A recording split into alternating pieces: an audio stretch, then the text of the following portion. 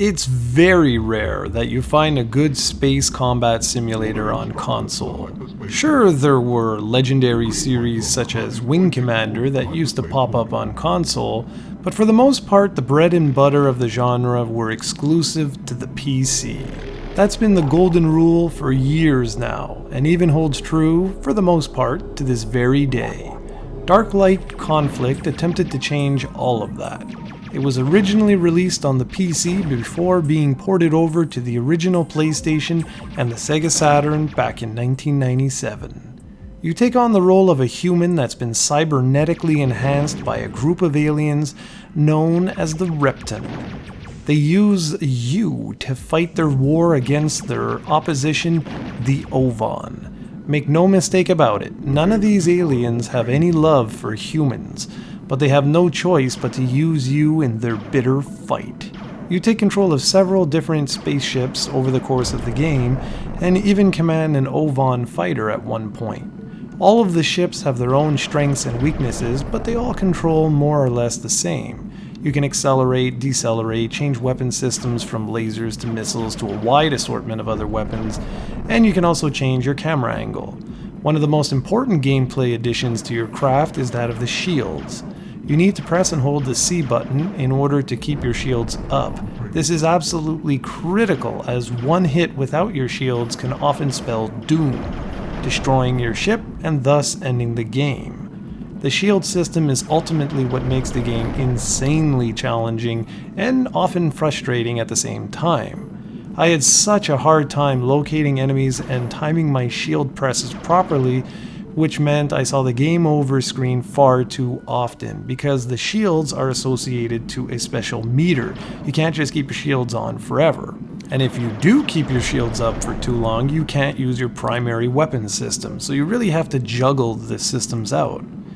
Missions are well varied, from destroying all enemy ships in a zone, to clearing out an asteroid field, to locating key items. There's no end to what you're asked to do. I should also mention that it's rather impressive to see such a detailed training section for a game of this era. Most games of the time just threw you into the thick of things, but here they ease you into the combat system and to the finer points of your craft, and I really like that. If you want to invest time into Darklight Conflict, be sure to get used to the map system. It takes a really long time to figure out how it works while you're dodging enemies and locking onto others. The map not only displays the general location of enemies, but it also tells you whether they're above or below your craft, and that's why it can take a long time to get used to. The game doesn't hold your hand through anything though, meaning you really have to learn all of the various systems. At first I kept flying into the mothership or the warp portals, as I didn't realize they would actually hurt. Once I figured that out, I didn't have too many problems. I can't say the same thing for the combat system though. This isn't a knock on the game, it's a knock on my skills at playing it. It's extremely challenging, and I often found myself dying over and over again since there's no save system. Instead, the game opts for a password system to allow you to return to the level you last left off, and it can become frustrating. I would have preferred to have had a checkpoint system, as some of these levels are quite long, and if you fail right at the end, it can be really painful having to replay the whole thing again. The audio-visual presentation must have been quite impressive for its time, but today, like all 32-bit era 3D games, the graphics certainly don't impress. But there's some nice effects here and there, and there's some nice design elements to the graphics.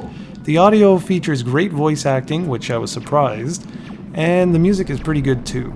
If you can get used to the map system and the combat system and you find Darklight Conflict looks interesting, you'll be happy to hear the game is quite affordable on both the PlayStation 1 and the Saturn.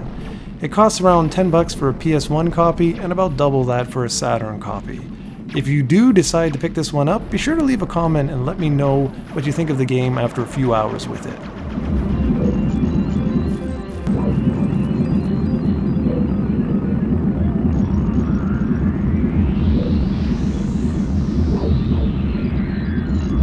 Mission objective complete.